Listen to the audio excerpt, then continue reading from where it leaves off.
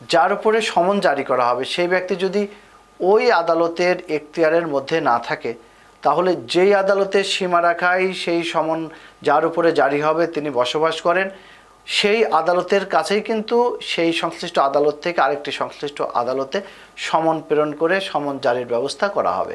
আবার সিভিল মামলা বা জমি জমার মামলায় 1908 সালের দেওয়ানি কার্যবিধির 31 ধারা অনুসারে দেওয়ানি মামলায় কিন্তু সাক্ষীদের প্রতি সমন জারি করা হয়।